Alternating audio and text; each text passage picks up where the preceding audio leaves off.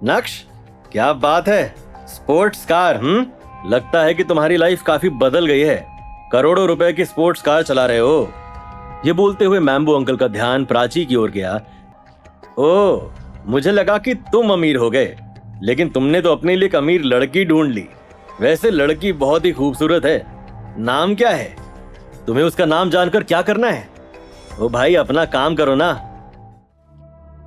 नक्श, तुम्हें मेरे सामने दिखावा करने की जरूरत नहीं है। मैं देखकर ही समझ जाता हूं कि चल क्या रहा है। ये बाल ऐसे ही सफेद नहीं हुए हैं। दरअसल जब मैम्बो अंकल ने प्राची को देखा तो उन्होंने मन ही मन मान लिया कि ये स्पोर्ट्स कार प्राची की ही होगी, और इसी के साथ उनके गंदे दिमाग में ये ख्याल आया कि नक्श और प्राची के बीच जरूर कोई रिश्ता है। अनिका की पसंद की दाद देता हूं। तुम तो जावेरी खानदान का हीरा हो, हीरा, सुधरा हुआ और खुदरा हुआ हीरा।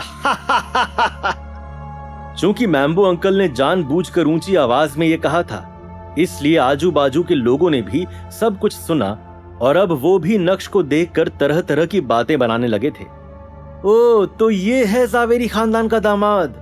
घर में घर वाली और बाहर बाहर वाली।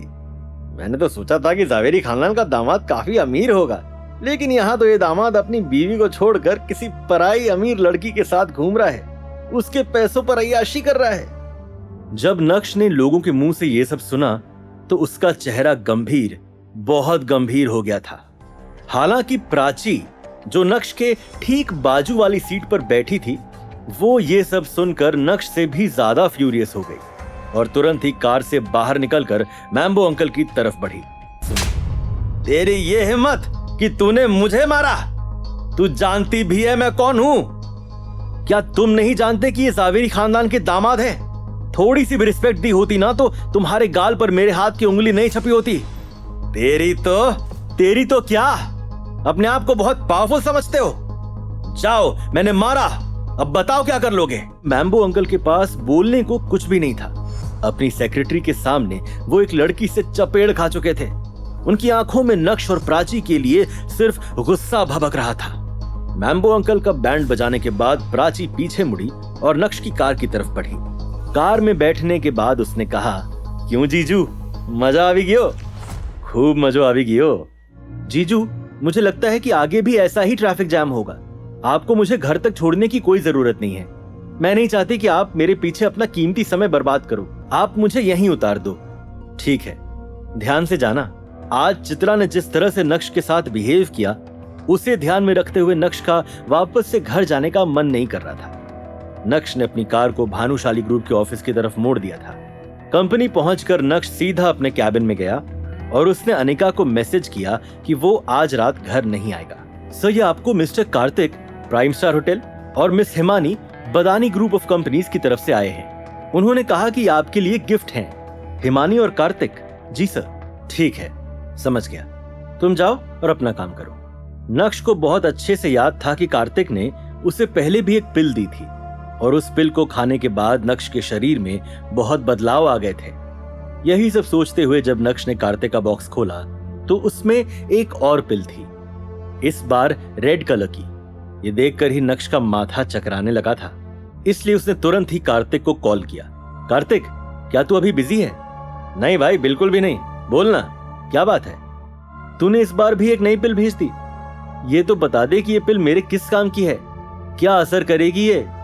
नक्श, मैंने तुझे पहले भी एक पिल दी थी ना, लेकिन बाद में मुझे पता चला कि जिस पिल की तू अभी बात कर रहा है उसकी मेडिसिनल प्रॉपर्टीज पहली वाली पिल से भी ज्यादा अच्छी है।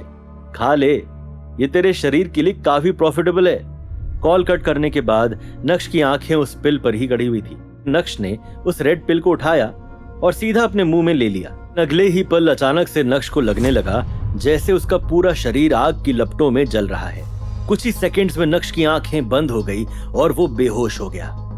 आधे घंटे बाद जब नक्श को होश आया तो, कार्तिक, इस बार तुम्हें जिसने भी वो पिल दी उसने तुम्हें बेवकूफ नहीं बनाया। शायद ये असली पिल थी।